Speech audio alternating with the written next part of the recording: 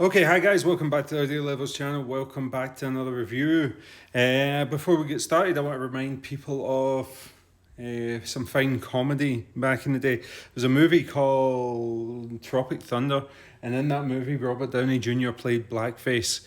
And there was a scene where he was going to cross a river, and Ben Stiller was leading the way, marching across the river. And he turns back, and everybody's complaining. He says, "You know, the problem with you people." And then Robert Downey Jr. takes and goes, "What do you mean, you people?" And then he goes on, and the guy next to him says, "What do you mean, you people?" And then he goes on to explain. Ben Stiller says a line about, "Let's go get these Viet Congs," because it's a Vietnamese comedy war movie. Says, "Let's go get these Viet Congs." The guy corrects him and says, "It's Viet Cong. You wouldn't say Chinese's, would you?" And yeah, Chinese's. So you have Chinese's on the back, along with JQ Audio, Pass the Truth, Anytime, Anywhere. And this, of course, is going to be a review of the JQ 4U Pro. And ridiculous box out the way, because yeah, we have a whole bunch of people lined up, saluting, passing the truth, anytime, anywhere. This aside, I'm going to use one of the cliches that all the shills use. One of the best earphones under $300 on the market right now. There's a lot of ambiguity in a statement like that because nobody's making definitives. Best earphone under $300 right now is the Tin Hi-Fi P1 original, not plus. I think that's still my favorite earphone under $300. A lot of people disagree, but this channel is basically my opinion. With this channel, I don't want to give you general guidelines. This channel is more about what I like, and if you like something that I like, then there's a good chance you'll like something else that I like. Get what I mean? So this is my special bag of sort of my favorite things. One of the things I really like is under $300. I like planar magnetic headphones. I think the Timeless 7Hz is very, very good, and I think the Tin Hi-Fi P1 punches all the way up to Tribit earphone technology at around about $500, $600. But there was one earphone, if you don't want to go planar, that I have always recommended and thought was fantastic, and that was the Mangrid T and the Mangrid T2. That's a bit more expensive. This one gives you 95% of that, if you want to use another generic term that the shills like to use. And yeah, it gives you all the good stuff at less of the price. Now let's take a look at the packaging. This is quite premium packaging. I really like it. Nice quality cardboard on it. High quality, feels premium. Nice little slip in there that's got the JQ Audio logo on it, and just a beautiful presentation. Really impressive presentation. Here you have a sort of metal info card that doesn't do anything, doesn't really add anything, but it's info in Chinese about the makeup of this earphone. This earphone, of course, is a 5-driver hybrid consisting of 4 balanced armatures and 1 dynamic driver. If we pop the case out, now this is all repackaged, so everything's a little bit everywhere. You get these little ear hooks, which I thought are interesting because it reminds me that it's the exact same ear hooks that I think came on the VSonic GR07, if anybody remembers that, or GR07 base edition, which were awesome. I wonder what happened to VSonic. In the comments, anybody remember VSonic and what happened to them? They were on top of the world like 10-15 years ago. VSonics were one of the pioneers and then just went off a cliff. The GR07 was considered a proper good, that and a little Sansa clip. Oof, you were off to the races. But yeah, that's the ear guides, which I'm not really a fan of. I prefer to just have a built-in ear hook system, but it is what it is. Let's take the top off. You get the generic warranty card, which I do not recommend you doing. I'm putting the links for the pricing down below. Please buy from Amazon, Linso, somebody like that, somebody that's going to give you warranty support, because you have no hope in hell of getting in contact with JQ Audio. Nobody knows who they are. Probably never going to be able to contact them one-to-one to get your warranty supported. So buy through a vendor that you know has a good reputation. As I say, even AliExpress, some of the vendors are quite good with a good reputation there. Another cool thing about these earphones are they come with a million different tips. They come with biflange, they come with different sizes, they come with complies, they come with everything you need to get going out the box in multiple different sizes. 1/4" jack and airline adapter rounds off that portion, and then we come to the carry case. Carry case is just generic sort of Campfire Audio knockoff carry case with the embossed JQ4U logo. It's nice, it's somewhere to carry your earphones. It's too big to put in your pocket though. This is more like I would throw this in the back of a backpack or something like that, a laptop case. Open it up, shirt clip, generic, and you get an optical grade wipe to keep them clean, which I've never seen before. There's nothing special going on with the design of the earphones themselves. It's a very generic resin housing that a lot of the Asian brands seem to be doing.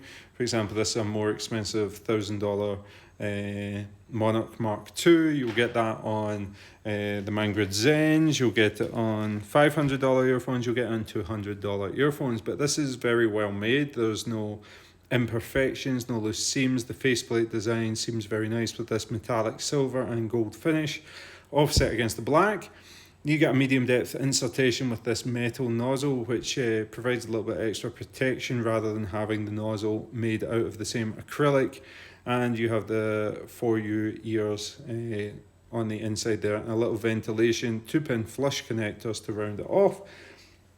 If we take a look at, I've crudely put this plastic back on, but your earphones will come covered in this plastic a lot neater than I've tried to reinstall it to show you. You have a 3.5mm jack. It would have been nice to have seen a balanced option or an interchangeable cable option. That would have maybe added it up, because these are an earphone that does benefit from using with a good quality source. It's a very nice cable though. It actually comes with a quad braid, meaning 4 strands interwoven before the splitter, and then after the splitter it splits into a dual twist design where it's 2 strands, left and right channels are twisted into each other. And it's just a really nice cable. It's supple, but it feels premium. It's very well made. It's got metal splitters, it's got metal 2-pin connectors. The only thing I would have liked to see in the construction would have been a recessed mounted 2-pin connector, just for a little bit added safety or protection against sweat. But as it is, very impressed with the overall build quality. Now the most important thing about it is going to be the sound. Because there's a lot of well-made earphones at this price point. What you're not going to get, and you should not expect, is that 3D crazy imaging, crazy presentation that you get from planar magnetic earphones that makes them so wonderful to listen to. But if anybody's heard the Mangrid T or the Mangrid T2, the Mangrid T2, you get this balanced armature hybrid effect of very natural mid-range and highs combined with the weight of a low-end presentation, and I think that's what it does so well on this earphone. It just sounds wonderfully natural, wonderfully smooth, and wonderfully clear. The overall presentation is just one of, I can listen to anything with this and it is going to sound good. And one example I'm going to give you of that is in the mid-range, where you get vocal clarity combined with vocal weight. Vocal clarity and vocal weight is something that's very hard to pull off in an earphone, because usually you have to sacrifice one for another. For the highs of the female vocals, you're going to have to sacrifice some of that gravitas for the male vocals. And in giving an example of this, a perfect example, back to back, I was listening to sorry lads, I was listening to Mandy Moore, Only Hope, just because that has this peak that I like to test the earphones with, where her voice goes super high. And it's almost crystalline, and I wanted to test that crystalline because previously, before that, I'd been listening to a more manly song, of course, more manly, and you can see that I've been boxing and I actually have ripped the skin off my fingers, so I'm sorry about that. But yeah, I'm super manly, so I was listening to Everlast, Black Jesus, and that, you hear the gravel and the grunt in his voice, something beautiful. When he gets into that sort of song, it's the power of his voice that you're hearing, whereas in the Mandy Moore song, you're hearing the sort of crystalline extension in the vocals in the upper mid-range. And this handles it, both of them, wonderfully. And that leads me to believe that there might be some sort of overlap from the dynamic driver that's carrying some of that weight, because it really can do both well. That's also displayed in piano, like complicated piano tracks. You're going to hear a lot of low range strings going into very, very high pitched strings, and you get that bandwidth to be carrying the air and the weight of the upper mid range in combination with the depth and the gravitas of the lower. I think it's very hard to do it, and this does very well, but it does it very well at the same time with lots of separation, lots of clarity, lots of detail and air to it. The air is in some way transported by the treble performance on the earphone. The treble is very, very well done, where it has good extension, it has good sparkle, it has good clarity, but it has none of the metallic sheen that is associated with a balanced armature earphone. This comes across very clean, very airy, very spacious, which also adds to the overall large sound staging that you're hearing from this earphone. It's really a fantastic balance in the mids and lows. The mids and the highs. The lows, on the other hand, they also do two things very well. They have decent impact. I'm not going to say these are bass head earphone, and they have a slight elevation in the sub bass region, very, very slight, but that's paired with a wonderful presentation in the mid bass, where the driver is smooth enough and fast enough to display texture, depth, detail, especially when you're thinking about a double bass like getting plucked away, boom, boom, boom, boom. You hear the reverberation of the strings in that low end, where it's like woo, woo, woo, woo. I just thought that was a wonderful contrast to the when I was listening to EDM music, 2 feet, quick musical doodles, the impact of the sub bass region at the very start of that song. Boom, boom, boom. It punches, it rumbles, but it stays tight and composed. It's definitely not something that I was going to say is going to be an earphone for bass heads. It's not a bass head earphone, but it's something that you can listen to EDM music very, very happily with and not feel unsatisfied, because it has a combination of punch and depth to it. And I think that is just what makes it such a good earphone. It's clear, it's natural, it's well presented, it's very competent in every area. And does it have the striking imaging and detail retrieval of something like a P1?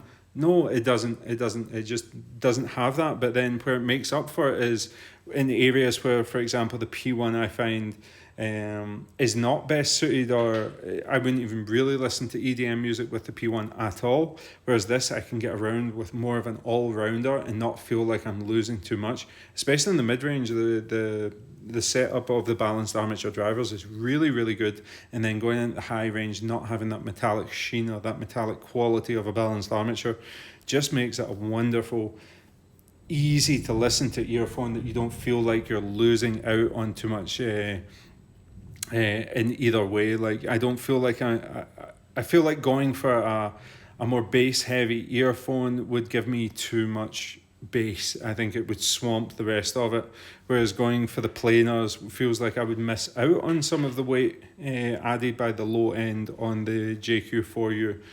So when I look at it in the grand scheme of things, I feel like it's a very similar presentation to the Mangrids, and it's ahead of like the Theaudio Legacy 4s and things like that. I think it's a big jump forward from earphones like that. So I'm tempted to say that this is going to go in here into my bag of favourites. I think for now I'm going to do a little bit more A/B and testing and maybe do a 3-way shootout with some other earphones that I have. But this is the closest earphone in months that has... If you go back and watch my videos, this bag is very, very special. I know somebody did my bag of IEMs, but I've been running this bag of IEMs for about 3 years now. And in this bag of IEMs is what I consider my absolute favourites. And it's been about 3-4 months before I've added it, and these are getting serious consideration to get put in. I'm not going to remove anything, but I think they've got serious consideration to be added. So I think for the price, $239.99, as I say, links in the description below. This is a serious contender for your money. So thank you very much for watching, guys. Reviews every 2-3 days right now, so please subscribe for that, and I'll see you on the next video.